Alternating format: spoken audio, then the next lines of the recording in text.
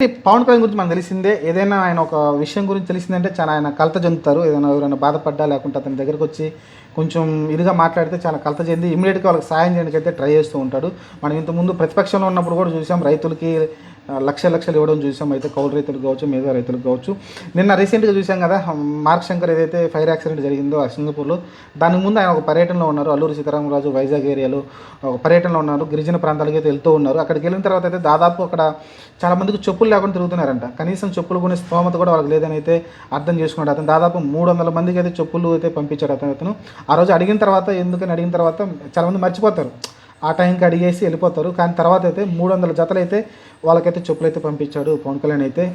దీన్ని బట్టి మీరు అర్థం చేసుకోవచ్చు పవన్ కళ్యాణ్ ఎంత సెన్సిటివ్‌గా ఉంటాడో, అలానే ప్రతి ఒక్క విషయాన్ని ఎంత సునిశ్చితంగా ఆలోచించి దాన్ని మళ్ళీ గుర్తుపెట్టుకొని పంపించడం అంటే మామూలు విషయం కాదు. చాలామంది ఆ రోజుకి అప్పుడు అడేసి వెళ్ళిపోతారు. కానీ అలాంటి రాజకీయ నేత అయితే పవన్ కళ్యాణ్ కాదని అయితే ఇంకోసారి నిరూపితమైంది.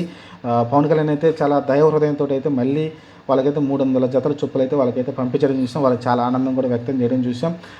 మాట చెప్పడమే కాదు, దాన్ని కట్టుబడి ఉండటం అనేది పవన్ కళ్యాణ్ లక్షణం. అంటే కొన్ని కొన్ని సందర్భాల్లో దాడుతుండకుండా అది పక్కన పెట్టేస్తే చేసిన దాన్ని మనం చెప్పుకోవాలి కదా, అది మెయిన్ విషయం. ఆయన గొప్పగా చేశాడు కాబట్టి దాని గురించి ఖచ్చితంగా అది గొప్ప విషయమే. ఎందుకంటే చెప్పులు లేకుండా నడుస్తున్నారంటే అడవుల్లో మీకు తెలిసిందే, ముళ్ళ చెట్లు చాలా రకాలుగా గుచ్చుకుంటూ ఉంటాయి. చెప్పులు లేకపోతే ఎంత కష్టమో ప్రతి ఒక్కరు తెలిసిందే. మనం కనీసం చెప్పులు లేకుండా కనీసం షాప్ దగ్గర కూడా పోలేం ప్రతి ఒక్కరు. అలాంటిది మరి వాళ్ళు అన్ని బతుకుతున్నారంటే వాళ్ళకి అలాంటి దాన్ని చూసి ఆయన కలత చెందాడు. అందుకే వాళ్ళకైతే చెప్పులు అయితే పంపించాడు. ఇది ఇప్పుడు ఎక్కువ ట్రెండింగ్ అవుతూ ఉంది. పవన్ కళ్యాణ్ గురించి ఎక్కువ మాట్లాడుకుంటూ ఉన్నారు. పవన్ కళ్యాణ్ ఏ విషయం మర్చిపోడు, ప్రతి ఒక్క విషయాన్ని చాలా దగ్గరుండి ఆయన చూసుకుంటాడని ఇంకోసారి నిరూపితమైంది.